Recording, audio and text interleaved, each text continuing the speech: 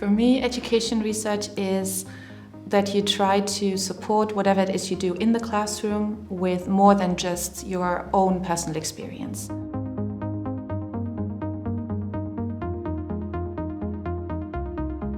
It's really to help students in the end, making their education more effective so that they learn better, but also more enjoyable, but also for teachers to make their experience better.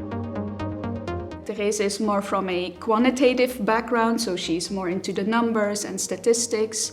And I come a bit more from a qualitative background, so observing students or interviewing students. And I think if we collaborate, that really complements each other. And the basis for that is that you trust each other's expertise, that you know when to leverage what the other person knows, and that you have very open conversations.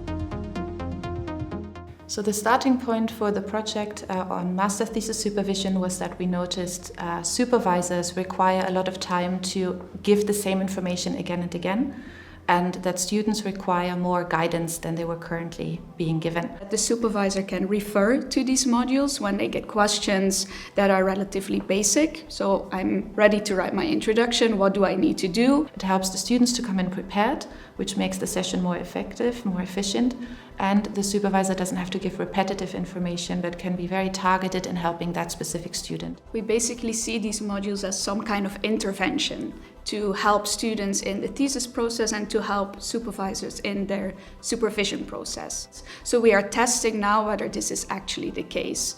So we are questioning students and supervisors multiple times throughout the thesis process to see how they are doing, to see what their workload is in this process, what their stress levels are.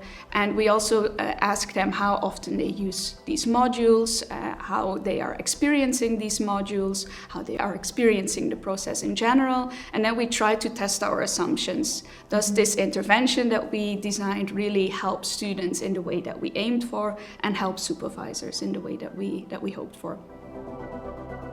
It's a lot of interaction with different people. It's interacting with students, listening very closely to what they're needing, what they're experiencing.